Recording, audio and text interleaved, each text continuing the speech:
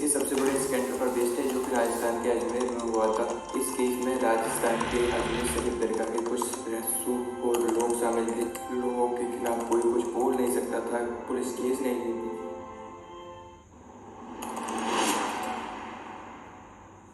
कहानी देश के सबसे बड़े स्कैंडल पर बेस्ड है जो कि राजस्थान के अजमेर में हुआ था। यहाँ पर करीब 250 से ज़्यादा लड़कियों को उनकी अश्लील फोटोज और वीडियोज की मदद से महीनों तक उनका रेप किया गया। इस स्कैंडल पर सबसे पहले खबर वहाँ के लोकल अखबार दैनिक नवज्योति ने छापी थी, जिसके बारे में फिर बाद में सारे लोगों को पता चला और फिर इसके बाद इस पर पुलिस ने एक्शन लिया और एक्शन लेने में पुलिस को 2 साल का समय लग गया, जबकि पुलिस को इस बारे में पहले जानकारी थी।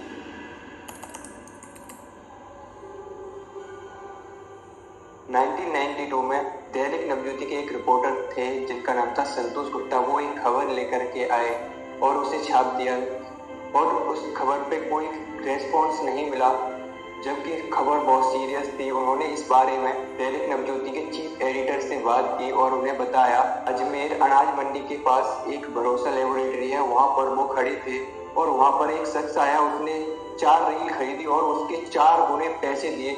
इस वजह से उनका दिमाग ठनका और उन्होंने इस बारे में जानकारी जुटाना शुरू की। का एक फ्रेंड जो भरोसा लेबोरेटरी के पास ही काम करता था से संतोष गुप्ता ने 4 रील्स ले ली। जब उन रील्स को देखा तो उसमें उन्होंने देखा कि उन रील्स में लड़कियों के न्यूड फोटोज और वीडियोज थे।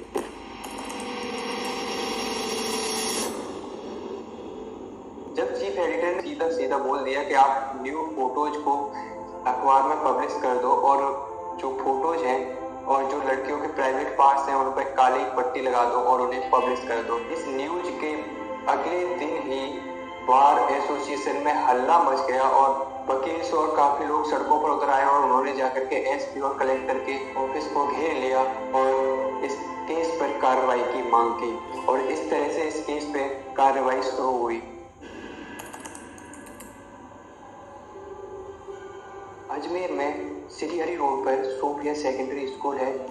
उसी स्कूल के बाहर एक दिन एक लड़की रोती हुई जा रही थी। कुछ सरसुखोर लोग भी अपनी गाड़ी से कहीं जा रहे थे, तो उन्होंने उस लड़की को रोते हुए देखा तो उसके पास गए और उसे पूछा कि वो क्यों रो रही है। तो उस लड़की ने बताया कि उसके पास पैसे नहीं हैं और कॉलेज वाले उसे एडमिट कार्ड नहीं दे रहे हैं। तो उन लोगों ने उसे चुप कराया और उसकी फीस भर दी।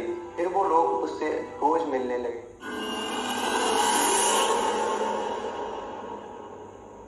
एक दिन वो लोग उस लड़की को वैन में बिठाया और हटुंडी अपने फार्म हाउस पर ले गए। वहाँ पर ले जाकर उन्होंने उस लड़की के साथ रेप किया और अश्लील फोटोज और वीडियोज उतार ली। वो लोग उन फोटोज और वीडियोज को वायरल करने की धमकी देकर उस लड़की को रोज बुलाते और उसका रोज रेप करते।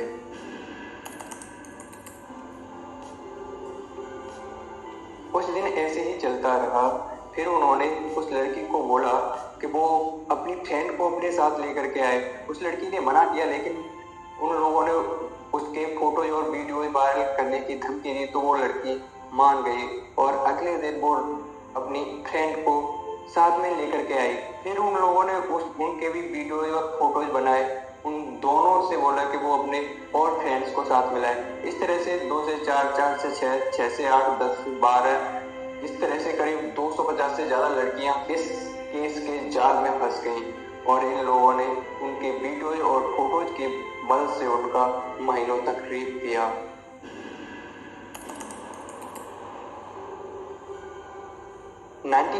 से नहीं 1990 से हुई थी इस स्कैंडल की शुरुआत। इस स्कैंडल ने 2 साल में बहुत बड़ा रूप ले लिया था, जिसकी वजह से लोकल्स में तो इसको फेमस हो ही चुका था और इसकी जानकारी पुलिस को भी हो गई थी, लेकिन पुलिस इसके ऊपर कोई एक्शन नहीं ले पा रही थी। जो लोग इस केस में शामिल थे वो राजनीति में काफी ऊंचे पदों पर थे, जैसे कि राष्ट्रीय कांग्रेस उपाध्यक्ष इसमें शामिल था और उसके उपाध्यक्ष, वो लोग सारे इसी में शामिल थे और इन लोगों के पास पैसा भी बहुत था। इस वजह से लोग इनसे डरे रहते थे और पुलिस इनके ऊपर कोई एक्शन नहीं ले पाई।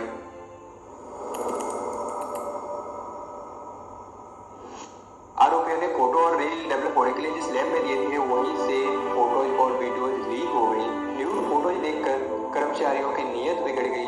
मास्टर प्रिंट तो कुछ ही लोगों के पास थे, लेकिन उसकी कॉपियां सारे शहर में सर्कुलेट होने लगी।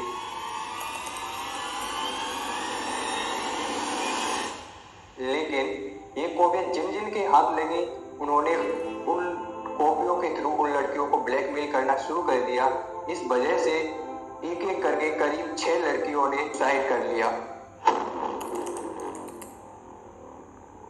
इस केस में अजमेर यूथ कांग्रेस पार्टी के अध्यक्ष फारूक चिश्ती, जो कि मेन एक्टिविस्ट था, जो इस सारे स्कैंडल का करता धरता वही था। जो कांग्रेस यूथ पार्टी थी उसका उपाध्यक्ष नफीस चिश्ती और जॉइंट सेक्रेटरी और कई रईस यादव के नाम इस केस में शामिल हैं।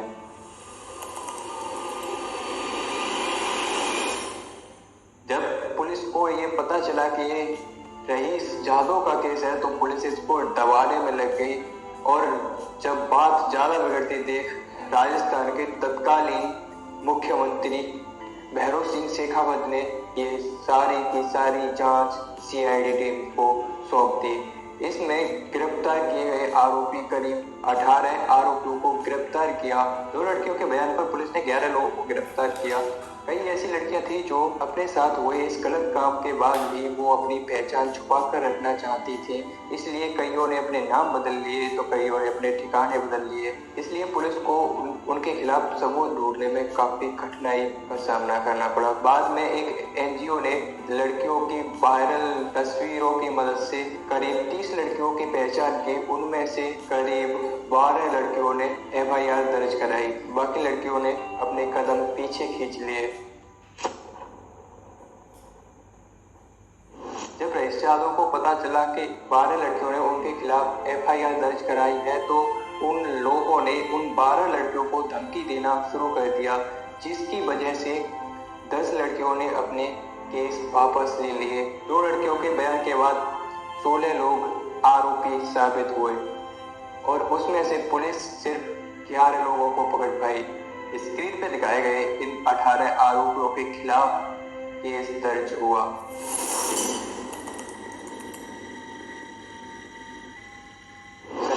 को करीब 20 साल बाद बुरके में पकड़ा गया और बाद में वो बेल पर छूट गया।